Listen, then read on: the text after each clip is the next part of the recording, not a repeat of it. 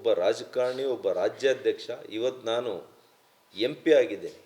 8 ಕ್ಷೇತ್ರಗಳು ಬರಪೀಡಿತ ಇವತ್ತು ಯಾವ ರೀತಿ ಬರಪೀಡಿತ ಇದೆ ಆ ರೀತಿಯಲ್ಲಿ BJPಗೆ ಬರ ಅಲ್ಲಿ. ಅಂಥ ಕಡೆ ನಾನು ಕಾಂಗ್ರೆಸ್ ಸರ್ಕಾರ ಇರುವಂಥ ಕಾಲದಲ್ಲಿ ಪ್ರತಿಕೂಲ ಹವಾಮಾನ ಇದ್ದಂಥ, ರಾಜಕೀಯ ಹವಾಮಾನ ಇದ್ದಂಥ ಕಾಲದಲ್ಲಿ ನಾನು ಇಷ್ಟು ಮತಗಳಲ್ಲಿ ಗೆದ್ದಿದ್ದೇನೆ. ಇವರೆಲ್ಲ ಹಿಂಬಾಲಕರು ಸೋಲಿಸಬೇಕು ಡಾಕ್ಟ್ರನ್ನ ಅಂತೇಳಿ ಟಿಕೆಟ್ನಿಂದ ಹಿಡಿದು ಚುನಾವಣೆಯಲ್ಲಿ ಏನೇ ಮಾಡಿ ಸೋಲಿಸಬೇಕು ಅಂತ ಸಿಟ್ಟಿಂಗ್ MLAs ಇವರ ಹಿಂಬಾಲಕರು. ಅವ್ರು ತಗೊಂಡಿರೋದಕ್ಕಿಂತ ಜಾಸ್ತಿ ತಗೊಂಡೆ, ಅದು ಬೇರೆ ವಿಚಾರ. ಅದು ನಮ್ಮ ರಾಜಕೀಯ ನಮ್ಮ ಅನುಭವ, ನಮ್ಮ ಮೇಲೆ ಪ್ರೀತಿ ಇಟ್ಟಿರ್ತಕ್ಕಂಥ ನಮ್ಮ ಜನತೆ, ಭಗವಂತನ ಆಶೀರ್ವಾದ, ಇದರಿಂದ ಅದೇ. ಹಾಗಾಗಿ ಇವತ್ತು ಸೌಜನ್ಯಕ್ಕೆ ಕೂಡ ಅವ್ರು ನನ್ನ ಜೊತೆ ಚರ್ಚೆ ಮಾಡಿಲ್ಲ ಇಲ್ಲಿವರೆಗೂ. ನಾನೇ ಅವರಿಗೆ ಫೋನ್ ಮಾಡಿದ್ದೇನೆ ಕಳೆದ 10 ದಿವಸದಲ್ಲಿ. ಫೋನ್ ರೆಸ್ಪಾಂಡ್ ಮಾಡಲ್ಲ, ಮೆಸೇಜಿಗೆ ಉತ್ತರ ಕೊಡಲ್ಲ. 2 ಸಲ ಅಪಾಯಿಂಟ್ಮೆಂಟ್ ನಿಗದಿ ಮಾಡಿದರು, ಮತ್ತೆ ಅಪಾಯಿಂಟ್ಮೆಂಟ್ ಮುಂದಕ್ಕೆ ಹಾಕಿದರು. 2-3 ದಿನ ಆದಮೇಲೆ ಸಿಗ್ತೀನಿ. ಮಾನ್ಯ ನಡ್ಡಾಜಿಯವರಿಗೆ ನಾನು ಒಂದು ಮೆಸೇಜ್ ಕಳಿಸಿದರೆ ತಕ್ಷಣ ಅವ್ರು ನನಗೆ ಅಪಾಯಿಂಟ್ಮೆಂಟ್ ಕೊಡ್ತಾರೆ. RSS ಸಂಘಗಳಲ್ಲಿ ನಮಗೆ ಅಪಾಯಿಂಟ್ಮೆಂಟ್ ಕೇಳಿದರೆ ಪಾಪ ಕೊಡ್ತಾರೆ. ಎಂಥ ಹಿರಿಯ ಮುಖಂಡರುಗಳು ನಮಗೆ ಅಪಾಯಿಂಟ್ಮೆಂಟ್ ಕೊಡ್ತಾರೆ,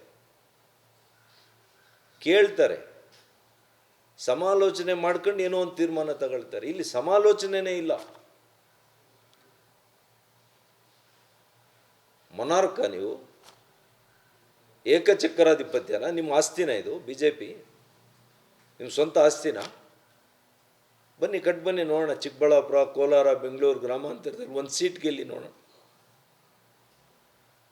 ಚಾಲೆಂಜ್ ಮಾಡ್ತೀನಿ, ಒಂದು ಸೀಟ್ ಗೆಲ್ಲಿ ನೀವು ನೋಡೋಣ ನಿಮ್ಮ ನಾಯಕತ್ವದಲ್ಲಿ. ಎಷ್ಟು ಕಷ್ಟಪಟ್ಟಿದ್ದೀವಿ ಗೊತ್ತಿದೆಯಾ ನಿಮಗೆ? 5 ವರ್ಷದಿಂದ ನಮ್ಮನ್ನು ನೀವು ತುಳಿಲಿಕ್ಕೆ ಕೊಟ್ಟಿದ್ದೀರಾ, ನಮ್ಮನ್ನು ಸಮಾಧಿ ಮಾಡಕ್ಕೆ ಕೊಟ್ಟಿದ್ದೀರಾ. ಯಾರು ನನ್ನ ವಿರುದ್ಧ ಹಲವು ಚುನಾವಣೆಗಳಲ್ಲಿ ಇದೆ, ನಿಮ್ಮ ತಂದೆಯನ್ನು ಮುಖ್ಯಮಂತ್ರಿ ಮಾಡುವಂಥ ಸಂದರ್ಭದಲ್ಲಿ ಆ ಬೈ ಎಲೆಕ್ಷನ್ನಲ್ಲೇ ನನ್ನ ವಿರುದ್ಧ ಮಾಡಿದರು, 23ರಲ್ಲೂ ವಿರುದ್ಧ ಮಾಡಿದರು. ಅಂಥವ್ರಿಗೆ ನೀವು ಅಧ್ಯಕ್ಷರಿಗೇರಿ ಕೊಡ್ತೀರಿ. ಪಾಪ ನಮ್ಮ ಹಿರಿಯ ಸಂಸದರು ಗೋವಿಂದ ಕಾರಜೋಳರು, ಅವ್ರ ಜಿಲ್ಲೆಯಲ್ಲಿ ಅವ್ರನ್ನ ಯಾರು ಒಡೆಯಕ್ಕೆ ಹೋಗಿದ್ದಾರೆ ಅಂಥವ್ರನ್ನ ಜಿಲ್ಲಾಧ್ಯಕ್ಷರು ಮಾಡ್ತೀರಿ. ಯಾವ ಸೀನಿಯರ್ ಲೀಡರ್ಸ್ನೂ ಕೂಡ ನಿಮಗೆ ಬೇಕಿಲ್ಲ. ಎಲ್ಲರನ್ನೂ ಕೂಡ ಸಮಾಧಿ ಮಾಡೋಕ್ಕೆ ಕೊಟ್ಟಿದ್ದೀರಿ. ಯಾವ ಜಿಲ್ಲೆಯಲ್ಲಿ ಕೂಡ ಚಿಕ್ಕಮಗಳೂರು CT ರವಿ ಅವ್ರನ್ನ ತಗೊಳ್ಳಿ, ಮಾನ್ಯ ಬಸವರಾಜ ಬೊಮ್ಮಾಯಿರವ್ರನ್ನ ತಗೊಳ್ಳಿ, ಯತ್ನಾಳ್ ಅವ್ರನ್ನ ತಗೊಳ್ಳಿ, ಯಾರನ್ನು, ರಮೇಶ್ ಅವರು, ಅವತ್ತು ರಮೇಶ್ ಅವ್ರು ನಿಮಗೆ ಭಾಳ ಚೆನ್ನಾಗಿದ್ರು. ರಮೇಶ್ ಅವ್ರನ್ನ ಹಾಕಿ ಮುಗಿಸ್ಬಿಟ್ರು, ಸಮಾಧಿ ಮಾಡಿದ್ದೀರಿ. ಇವತ್ತು ಯಾವ ಮುಖಂಡರನ್ನ ಬಿಡ್ತಾ ಇದ್ದೀರಿ ನೀವು? ಯಾವ ಜಿಲ್ಲೆಯಲ್ಲಿ ಬಿಡ್ತಾ ಇದ್ದೀರಿ? ನನಗೂ ಕೂಡ ಸಮಾಧಾನದ ಇದು ಮುಗಿದೋಯ್ತು. ಈಗ ಇನ್ನು ಯುದ್ಧ. ನಾನು ಕೇಂದ್ರದಲ್ಲಿರ್ತಕ್ಕಂಥ ನಮ್ಮ ವರಿಷ್ಠರು ನನ್ನ ಮೇಲೆ ನಂಬಿಕೆ ಇಟ್ಟಿದ್ದಾರೆ, ಅವ್ರ ಗಮನಕ್ಕೆ ತಂದಿದ್ದೀನಿ ಈಗಾಗಲೇ. ಇದರ ಹೊರತಾಗಿಯೂ ಕೂಡ ಇವತ್ತು ಅನೌನ್ಸ್ ಮಾಡಿದ್ದಾರೆ. ನಮ್ಮ ಮುಖಂಡರುಗಳಿಗೆ, ನನ್ನ ಸಹಚರರಿಗೆ ನಾನೇನು ಉತ್ತರ ಕೊಡಬೇಕು?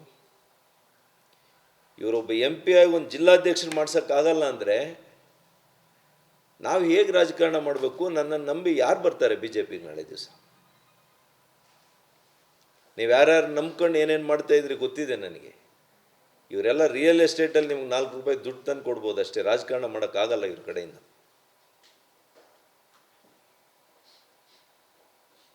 ಇವ್ರ ಕೈಯಿಂದ ಯಾವತ್ತೂ ಒಂದು MLA ಸೀಟ್ ಗೆಲ್ಲಕ್ಕಾಗಲ್ಲ. ತಮ್ಮದ ನಾಯಕತ್ವದಲ್ಲಿ MP ಎಲೆಕ್ಷನ್ ಏನಾಯಿತು? ಉತ್ತರ ಕರ್ನಾಟಕ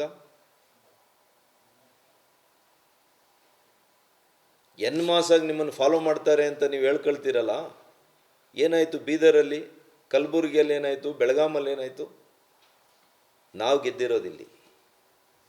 ಎಲ್ಲಿ ಕಾಂಗ್ರೆಸ್ ಭಾಳ ಪ್ರಬಲವಾಗಿದ್ದಂಥ ಜಾಗದಲ್ಲಿ ಅಹಿಂದ ಇರತಕ್ಕಂಥ ಒಂದು ಕ್ಷೇತ್ರಗಳಲ್ಲಿ ನಾವು ಗೆದ್ದಿದ್ದೀವಿ.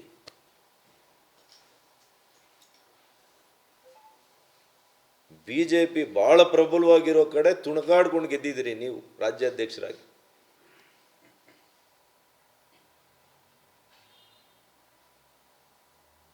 ಅದು ಕೂಡ ಅಡ್ಜಸ್ಟ್ಮೆಂಟೇ. ನಿಮಗೆ ಯಾರು ಬೇಕೋ ಅವ್ರು ಕ್ಯಾಂಡಿಡೇಟ್ ಹಾಕೊಂಡು ಗೆದ್ದಿರೋದಷ್ಟೇ ನೀವೇನು. ಅದೇ ಇನ್ನೊಬ್ಬರು ಅಭ್ಯರ್ಥಿ ಆಗಿದ್ದರೆ ಏನು ನಿಮ್ಮ ಪರಿಸ್ಥಿತಿ ಅಂತ ಗೊತ್ತಾಗಿರೋದು. ಇನ್ನೂ ಅನೇಕ ವಿಷಯಗಳಿದ್ದಾವೆ. ನಾನಂತೂ ನಮ್ಮ ಕೇಂದ್ರ ನಾಯಕರಿಗೆ ನಾನಿವತ್ತು ನಿಮ್ಮ ಮೂಲಕ ಹೇಳ್ತಾ ಇದ್ದೀನಿ, ಅಗರ್ವಾಲ್ ಅವ್ರಿಗೆ ಹೇಳಿದ್ದೇನೆ, ನಮ್ಮ ರಾಜ್ಯದ ಉಸ್ತುವಾರಿಗಳು ಅವ್ರು ಹೇಳಿದರು ಯಾವುದೇ ಕಾರಣಕ್ಕೂ ನಿಮಗೆ ಅನ್ಯಾಯ ಆಗಿರೋವಂಥದ್ದು ಪಕ್ಷಕ್ಕೆ ಏನು ಕೊಡುಗೆ ಅವ್ರದ್ದು ಇವಾಗ ಮಾಡಿರೋರು. ಶಿಡ್ಲಘಟ್ಟದಲ್ಲಿ ಮೊನ್ನೆ ಬಂದಿರುವಂಥ ವ್ಯಕ್ತಿ ಪಾಪ 50,000 ಮೆಂಬರ್ಶಿಪ್ ಮಾಡಿಸಿದ್ದಾರೆ. ನಮ್ಮಲ್ಲಿ 58,000 ಮೆಂಬರ್ಶಿಪ್ ಆಗಿದೆ. ಯಾರು ಪಕ್ಷಕ್ಕೆ ಅಹರ್ನಿಶಿ ದುಡ್ದಿದ್ದಾರೆ ಅಂಥವ್ರನ್ನ ಕೈ ಬಿಡ್ತೀರಿ? ಯಾರು ನನ್ನ ವಿರುದ್ಧವಾಗಿ ಕೆಲಸ ಮಾಡಿದ್ದಾರೆ, ಯಾರು ಪಕ್ಷಕ್ಕೆ ಏನು ಕೊಡುಗೆ ಇಲ್ಲ ಅಂಥವ್ರನ್ನ ಅಧ್ಯಕ್ಷರು ಮಾಡ್ತೀರಿ. ಯಾಕೆ ಸಮಾಲೋಚನೆ ಮಾಡಲಿಲ್ಲ? ಮೊನ್ನೆ ಕೋರ್ ಕಮಿಟಿ ಮೀಟಿಂಗ್ ಆಗಿದೆ. ಕೋರ್ ಕಮಿಟಿಯಲ್ಲಿ ಯಾಕೆ ಚಿಕ್ಕಬಳ್ಳಾಪುರ ವಿಷಯ ಇಟ್ಟಿಲ್ಲ ನೀವು? 13 ಜಿಲ್ಲೆಗಳ ಬಗ್ಗೆ ಚರ್ಚೆ ಮಾಡಿಲ್ಲ ನೀವಲ್ಲಿ. ಯಾಕೆ ಅಂದರೆ ಅಲ್ಲೇನು ಹೇಳಿದಿರಿ, ಇನ್ನೂ ಕೂಡ ಚರ್ಚೆನೇ ಆಗಿಲ್ಲ ಅಂತ ಸುಳ್ಳು ಹೇಳಿದಿರಿ. ಇವತ್ತು ನೋಡಿದ್ರೆ ಏಕಾಏಕಿ ಪ್ರಕಟಿಸ್ತೀರಿ. ಇವತ್ತು ನಾನು ನಮ್ಮ ನಾಯಕರುಗಳಲ್ಲಿ, ನಮ್ಮ ಕೇಂದ್ರ ನಾಯಕರುಗಳಲ್ಲಿ ಮಾನ್ಯ ಪ್ರಧಾನಮಂತ್ರಿಗಳು, ಮಾನ್ಯ ಗೃಹ ಸಚಿವರು ನನ್ನ ಮೇಲೆ ವಿಶ್ವಾಸ ಇಟ್ಟಿದ್ದಾರೆ, ರಾಷ್ಟ್ರೀಯ ಅಧ್ಯಕ್ಷರು. ಅವ್ರನ್ನ ಭೇಟಿ ಮಾಡ್ತೇನೆ. ಇಲ್ಲಿನ ವಾಸ್ತವತೆಗಳನ್ನು ಎಲ್ಲ ಕೂಡ ಬಿಚ್ಚಿಡ್ತೇನೆ. ಕಳೆದ 5 ವರ್ಷಗಳಲ್ಲಿ ನಾನು ಗಮನಿಸಿರುವಂಥದ್ದು ಇವರ ವ್ಯವಹಾರಗಳು, ಇವರು ಯಾವ ರೀತಿ ರಾಜಕಾರಣವನ್ನು ಮಾಡ್ತಾರೆ, ಯಾವ ರೀತಿ ಪಕ್ಷ ಸಂಘಟಿಸ್ತಾ ಇದ್ದಾರೆ, ಯಾವ ರೀತಿ ಪಕ್ಷ ಒನ್ಸ್ ಫಾರ್ ಆಲ್ ಕ್ಲೋಸ್ ಮಾಡೋಕ್ಕೆ ಕೊಟ್ಟಿದ್ದಾರೆ.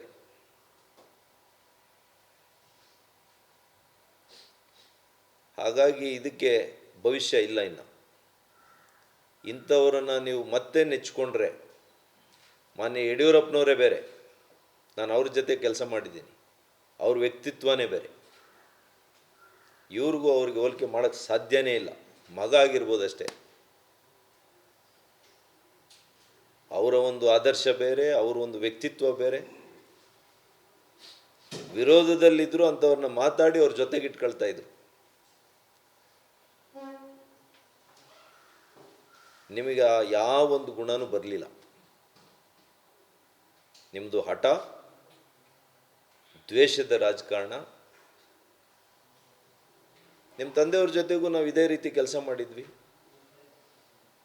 ಕೇವಲ ನಾವು ಬಸವರಾಜ ಬೊಮ್ಮಾಯಿ ಅವ್ರ ಜೊತೆ ಚೆನ್ನಾಗಿ ಕೆಲಸ ಮಾಡಿದ್ದೀವಿ ಅನ್ನೋ ಒಂದೇ ಒಂದು ಕಾರಣಕ್ಕೆ ನಮ್ಮ ಮೇಲೆ ದ್ವೇಷ.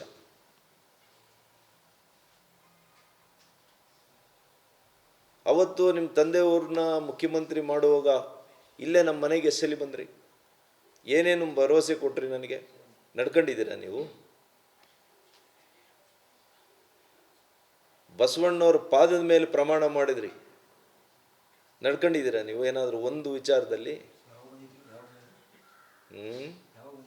ಆವಾಗ 19-20. ಹಾಗಾಗಿ ಭಾಳಷ್ಟು ನೋವನ್ನು ಪಟ್ಟಿದ್ದೀವಿ.